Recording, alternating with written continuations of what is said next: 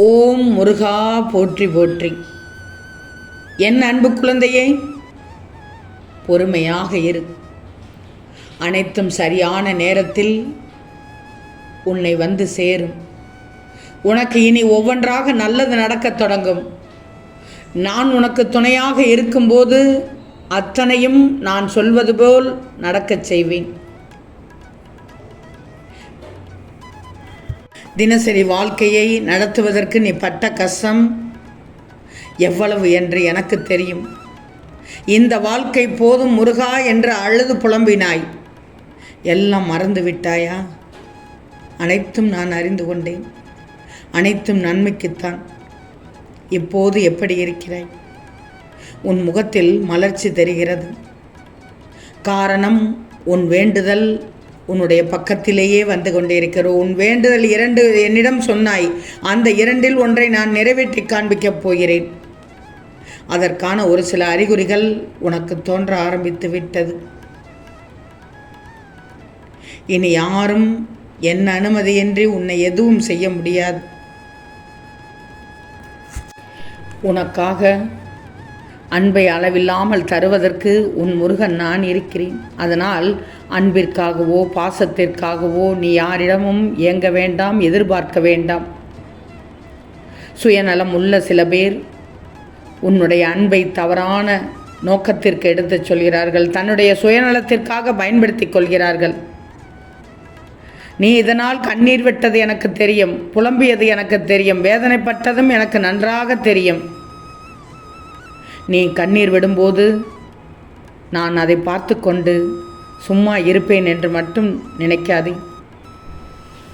எனக்கு என் பிள்ளைதான் மிக மிக முக்கியம். அதுக்காகத்தான் மீண்டும் மீண்டும் உன் வழியில் வந்து நான் உனக்கானதை செய்து தருவேன், என் மீது நம்பிக்கையாக இரு, சற்று பொறுமையாக இரு என்று உனக்கு அறிவுரைகளை சொல்லிக்கொண்டே இருக்கிறேன்.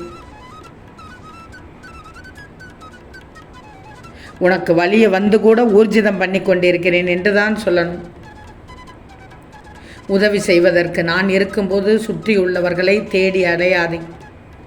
அவர்கள் அகந்தையோடு தான் இருக்கிறார்கள். எப்போதுமே தான் தான் என்று பேசி அவர்களை மட்டுமே நினைத்து கொள்கிறார்கள். அதனால்தான் நீயும் பார்த்து கொண்டே இருந்தால் அந்த சொல்லானது உனக்கு ஒரு வடுவை தந்துவிட்டது, காயப்படுத்தி விட்டது.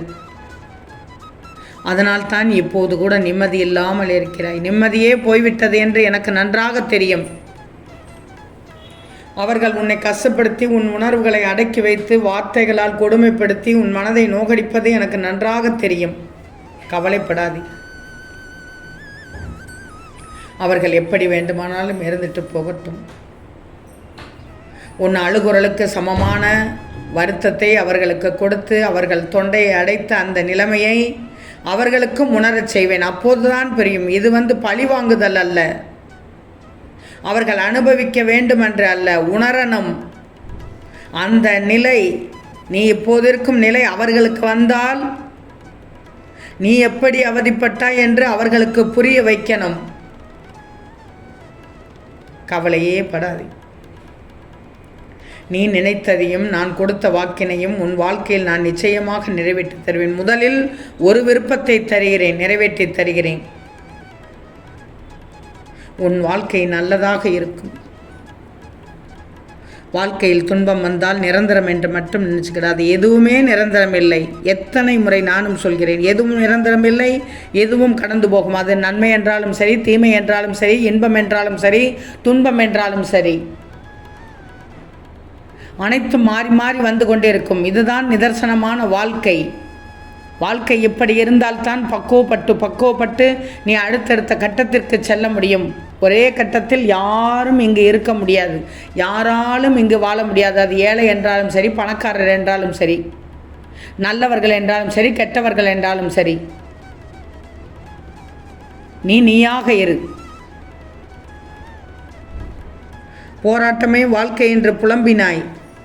வந்த துன்பத்தை ஆனால் நிச்சயமாக நான் நீக்கி விடுவேன். அதற்கெல்லாம் பயப்படாதே. அனைத்திற்கும் ஒரு முடிவு தந்து விடுவேன். கஷ்டங்களை காணாமல் போகச் செய்து விடுவேன்.